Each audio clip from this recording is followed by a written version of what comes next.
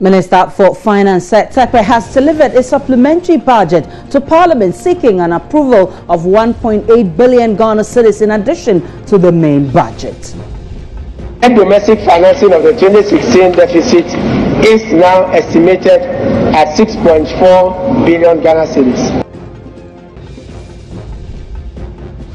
Even though the minister says government is on the path to achieving its goals and that several global developments did not change the course of government, the minority in parliament have chastised finance minister for not giving clear indications as to how government will be tackling the worsening energy crisis. We will be looking at some of the highlights of his presentation and also get some analysis of some of the fallouts of his presentation. This is today's big story. My name is Aisha Ibrahim.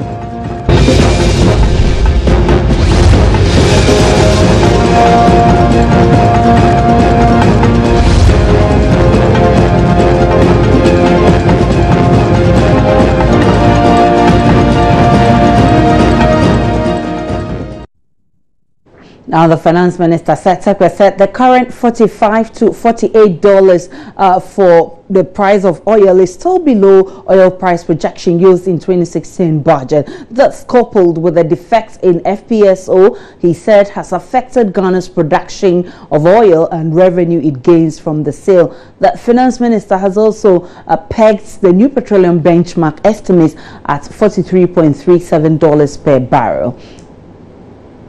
Mr. Speaker, the petroleum sector is being integrated into the economy and contributes about 7% to the GDP. Oil revenues contribute about 3% of total revenue and 1% to GDP.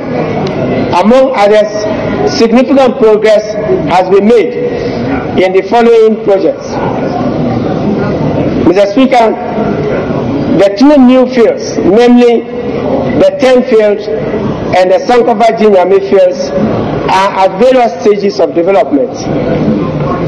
I am happy to report that the first oil from the 10 field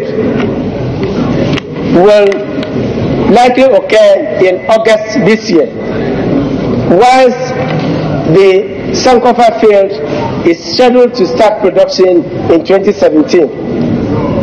The Trouble Gas Processing Plant also continues to produce gas. Mr. Speaker, it will be recalled that President Mahama repeatedly assured Ghanaians of his government determination to fix rather than manage the power situation. Consequently, under his able leadership, the power sector has benefited from significant development and investments. Mr. Speaker, some of the projects include the Pomutama Power Plant, the Tico Power Plant, the first half and phase 2 of the Asogli plant, the BXC solar plant, the Car Power and Ameri plants, and others such as AXA, as well as SEMPOWER. In essence, Mr. Speaker, the country's existing installed capacity and continued injection from new power plants is enough to meet current demand. Mr. Speaker, the revisions to the fiscal framework will result in a requirement of an appropriation of 55,998,121 Ghana cedis against an amount of 50,109,734 appropriated in the 2016 budget. Request for approval of supplementary estimates. Mr. Speaker, as mentioned earlier in this presentation, the aim of this supplementary estimate is to seek parliamentary approval to commit additional resources outlined in this report to fund additional expenditures resulting from the revisions made to the 2016 budget.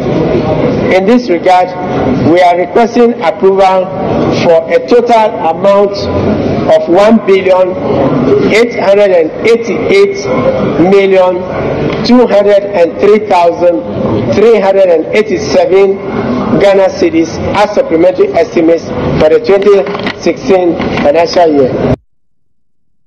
Meanwhile, on par, the minister also revealed government is to invest a portion of the stabilization levy into building more fuel tanks as buffer as done in the US and South Africa, adding the Montana plant, Tico, Phase 2, Asogli plants, Ameri and Car Power as bringing installed capacity to meet the current demand. We can listen to the finance minister once more.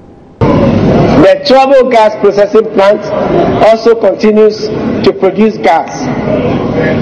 Mr. Speaker, it will be recalled that President Mahama repeatedly assured Ghanaians of his government's determination to fix rather than manage the power situation. Consequently, under his able leadership, the power sector has benefited from significant development and investments. Mr. Speaker, some of the projects include the Montana power plant, the Tico power plant, the first half and phase 2 of the Asogli plant, the BXC solar plant, the Car Power and Ameri plants, and others such as AXA, as well as SEMPOWER. In essence, Mr. Speaker, the country's existing installed capacity and continued injection from new power plants is enough to meet current demand. Mr. Speaker, in the last 4 years, 2,861 communities have also been connected to the national grid. This has pushed access to electricity in Ghana from about 80% to 82.3% between 2015 and June 2016. This will remain our position as second in Sub-Saharan Africa to only South Africa. Despite these investments, we are not out of the woods yet due to challenges of fuel security. The current power sector bottlenecks emanate from the torrent bearing challenges and the supply of gas, as I noted, from the West Africa gas pipeline. These incidents have reduced the amount of gas supplied to power plants which run mainly on gas. Mr. Speaker, in a bid to ease the current challenges, government is supporting the delivery of 400,000 barrels of light crude oil to feedstock and add to enable the dual fuel plants that we have produce more power. In the near to medium term, the commencement of commercial operations of the TEM project in August 2016 and the OCT project in 2017 will boost the supply of gas in the power sector. First gas for TEN and OCTP are expected in 2017 and 2018 respectively. Also, we need to improve financial and operational management in the energy sector, particularly in electricity processing and distribution. This is the essence of the support which is being provided to ECG under the Millennium Challenge Account Compact 2. Well, members of parliament have been reacting to the request by the finance minister, Setek, but we can listen to them now.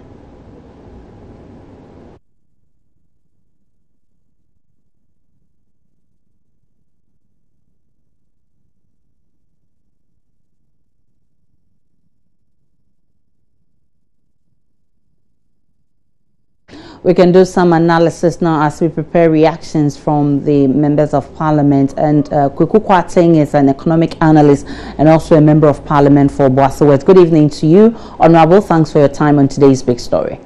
Good evening and thank you for having me. So government wants parliament to approve 1.8 billion cedis in addition to the 2016 budget. Your quick impression? My quick response is that Parliament should not give this approval. Why? Because it's an opportunity to tell government that we want expenditures to go into areas that would respond to the concerns and needs of the people we represent. The problems facing us right now, the most debilitating problem facing us right now, is this inadequate power supply. And then we also have unemployment. What I was looking to see in this media review was the factors that have contributed to the escalating unemployment and the reasons why we are having to sleep in darkness and what government intends to do to correct these. If government had outlined a clear strategy to address these immediate concerns of Ghanaians, then the request for more money will be legitimate. But as it stands, I have no doubt that if we approve this money, it would go to disappear in the pool of public sector expenditure in which, in the recent past, we have seen so much corruption and mismanagement of public resources.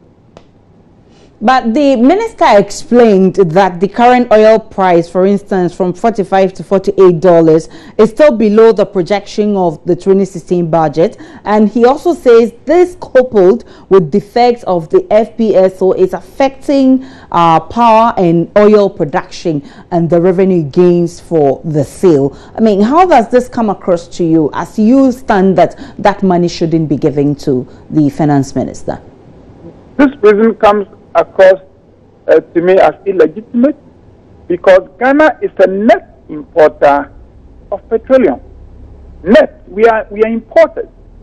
So while government is telling us that because crude oil prices have dropped, we are losing on the export side, we want to know the impact of the gains on the import side because we are net importers.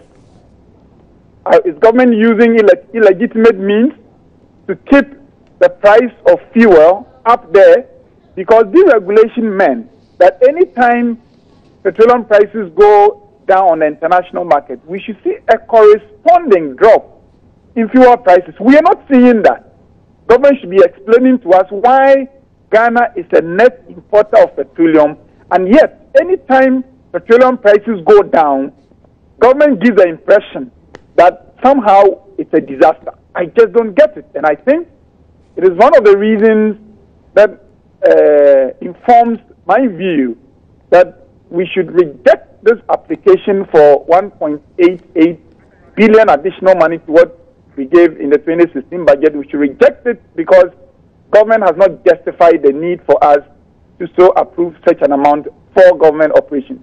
Again, the finance minister explains that government seeks to invest part of the stabilization levy to build more tanks and store oil as a buffer so that we don't go back to, I mean, they want to emulate the part of the US and South Africa.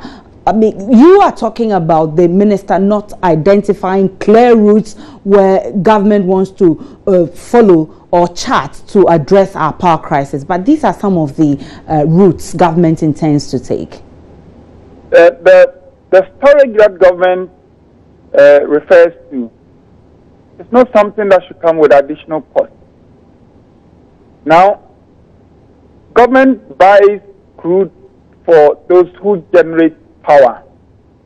The problem we have had is government's inability to settle gas supplies government receives. So that because we are indebted, as soon as our suppliers have the slightest shortage, it is Ghana they want to disconnect because you are owing in the first place. And there have been times when government has had to send a delegation, not to send money to clear outstanding debt, but to go and beg. Even if this money was approved, I have no belief that the money would go to create some reserves that would guarantee regular supply of fuel, to guarantee regular supply of power. If government would fix the mismanagement of monies collected in the names of electricity supply and ensure that we are credit worthy, this will not happen. There are countries that do not exercise these cuts in gas supply. We should go and find out how they are able to achieve that. I think that these reasons are illegitimate. It's an excuse for government to get more money, for Parliament to approve more money, so that the money would go and sit comfortably with the corruption and the wastage we are seeing in public sector finances. We should not grant this money to government. It's a feeling I hold very strongly. There are concerns that the minister used the exercise to campaign for the president. You're a member of parliament. Did that come to, I mean, did you see something like that? What was your observation? If the minister used it as an occasion to campaign, I would have been indifferent. If it turned out that they were campaigning, they were doing things that responded to the needs and concern of people, and in the process, they tried to make the case that therefore Ghanaians should vote for them again, I would have tolerated that, because governance is about doing things for people. What was unfortunate was government coming to us unable to tell us how they are going to address the problems that people face. The doomsaw, they can't tell us how they are going to deal with this doomsaw or when this doomsaw will end. They can't tell us how the escalating interest rate that is making it difficult for businesses to borrow, expand, and create jobs. When government cannot tell us how the escalating utility prices are going to be addressed, and yet government seems to be posturing that we should vote for them again. That was the annoying part. And I hope that in future, as if government intends to make the case, use such an occasion to make a case that politically Ghanaians should go along with them. At least they should be solving the problems we have. If they do that, Ghanaians will respond favorably to them. If they don't, as they didn't today, I'm sure at the right time, Ghanaians will tell them our peace of mind. Ghana's economy is on the path of recovery. That's according to the finance minister. Now, at a cursory look of our economy, would you say the economy is on the path of recovery, as the minister suggests? There's no, in fact, the expression the minister used was that there was a turnaround. When he said it, he was smiling, and he himself knew that there was a problem with that statement. Look, the problem we have now as a country are getting worse and worse. And when government talks about a turnaround at the time things are really deteriorating, then it makes some of us sad, because then you know the solutions are not going to come, because an acknowledgement that things are getting worse has not come in the first place. So efforts to deal with those concerns definitely would not come. In 2000, without oil, economic activities expanded by 3.7%. We all said it was low. By the close of 2008, the economy expanded by 9.1% without oil. When oil came on stream in 2011, economic activities expanded by 14%. Within a space of 5 years, with oil, we have now deteriorated to economic expansion of 3.9%. What the minister ought to be saying is that we are sorry for this negative trend that is creating unemployment, and that is informed by the inability of businesses operating in a very hostile business environment, power cuts, high taxes, high lending rates. Because these businesses cannot expand their economic activity, it is reflecting in our real GDP growth. And the minister ought to be acknowledging that, yes, this is a concern, and that these are the things we will do, 1, 2, 3, 4, 5, to turn things round. But when, given this negative trend, the minister comes and says there's a turnaround, it tells you immediately that this is a government that is not in tune with the real feelings of people, and therefore they are just saying anything that will make them look good. I think this is a failed government. They ought to be acknowledging and diagnosing the causes of their failure and telling us the strategy to take us out of these failures, not be telling us that there's a turnaround. I don't see any turnaround, and Ghanaians sleeping in darkness don't see any turnaround either. But you don't want Parliament to approve this 1.8 billion cedis for government as a supplementary budget. Is that a stance of the minority? How easy is it going to be?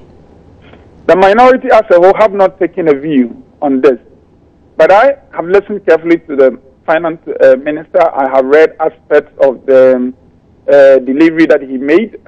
Tonight, I'll be sitting down to digest the entire supplementary report, and I can tell you that from what we heard in Parliament today, I think we should vote against the motion for us to endorse this approval. I'll be urging it on those of my colleagues who would also vote that this is something we should reject. If the minority takes the view that we should reject it, I'll be pleased. If, more importantly, if Parliament as a whole takes the view that we should reject this request for more money, not to deal with the concerns we as representatives of the people feel of our people, I think we should reject it. And if we don't, I know it will be business as usual. The money would be used by government for things that are not priority, and in the end, the basic problems and concerns of people would remain. That is why I'm urging the media, I'm urging everybody to impress it on Parliament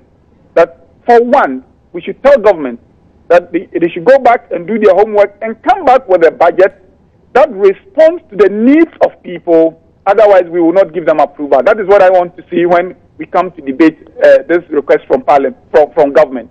Well, many thanks to you. Kweku Kwarteng is a member of Parliament for Boaso West. He's also economic analyst. We can listen to the Minister for Petroleum, Kofi Boah. Okay, we'll take reactions from members of Parliament, and then we can go back and listen to Kofi, Minister for Petroleum, who has been talking on government's plans to restore the debts owed the old WAPCO, so that we can have frequent gas supply, so we can have constant power supply. But let's listen to reactions from members of Parliament first. Measured by certain indices. If you look at all the indices, GDP, unemployment, inflation, exchange rates, interest rates, that's how you would measure the performance of the economy. On all fronts, we are not doing well.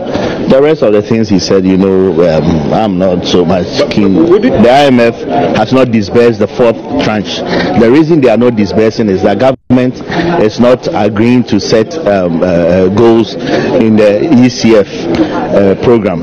So the business community, the donor partners, international community have lost confidence in our economy. That's why the IMF is not disbursing the fourth tranche. Now, if the IMF does not disburse, donor partners will disburse, the World Bank will not disburse. So we seek to raise about $400 million from the international community. It's not coming in. So there's lack of confidence in the economy, and that's what's translating to a non-disbursement by the fund. It's encouraging to hear the debt sustainability measures put in place by government yielding some good results. With a few years ago, you personally were concerned about Ghana being declared debt risk distress. Certainly, absolutely. So today we are at 63% of GDP, which is quite encouraging, not at 72 as it was post HIPIC. And what is significant is the management of the debt risks. You now have Gapuha, Ghana Airport Company, and many state-owned enterprises now borrowing on the strength of their balance sheet. That is a new paradigm in terms of debt management. The minister has also related to the public unprecedented development in infrastructure, which is to stimulate and make facilitate. He's also indicated a number of major policy initiatives, including the Ghana Infrastructure Fund, the transition of EDIF Exim Guarantee into the Ghana Exim Bank for export financing, which is what he announced as a new hope for the Ghanaian private sector. Once we target exports and once we target the private sector of Ghana with more friendly and general support, the private sector can grow through the Ghana Exim intervention, which is now law, akin to what pertains in China and India in terms of export financing and increasing it. And then also compensation as a percentage of GDP and revenue has also improved over the years. So those were some reactions from members of Parliament, of course, from the two divides. They all had what they thought about the presentation to say. Now, the Minister of Petroleum, Emmanuel Kofi Boa, has assured that government has reached an agreement with the West African gas pipeline with regards to the outstanding debt situation for onward supply of gas from Nigeria. We can listen to him now. Accumulated $250 million, and he's using that as a down payment, and he's telling you that in the next 3 to 5 years, a total of over 2.2 billion will be paid out of this. He's saying that this plan that takes immediate effect is now going to allow VRA to be able to deal with these banks. We think this is a good solution in the long run. I think the people of Ghana understand how hard we've worked. The people of Ghana know that we want this power to be stabilized yesterday, not today, and there's no excuse. And we are going to work day and night until we address this challenge. We are doing that constantly, every day. We are going to try to make sure this is not a problem. We can probe this further because Dr. Ishmael Aka of the Africa Center for Energy Policy joins us on the phone right now. Good evening to you, Dr. Aka. Good evening to you, Dr. Ishmael Aka. Well, I think the lines are bad. We'll try and fix it, but I think time is moving up. That's it for today's big story. My name is Aisha Ibrahim. We've been talking about a supplementary budget presentation by the finance minister, Seth Sekwe. He wants 1.8 billion Ghana cedis to be approved in addition to the main budget. But members of the minority, you heard Kweku Kwarteng, who is an MP for Obuasi West, who is also an economic analyst, who says that he doesn't think that the finance ministry or government deserves approval of this amount of money. My name is Aisha Ibrahim. Have a great one.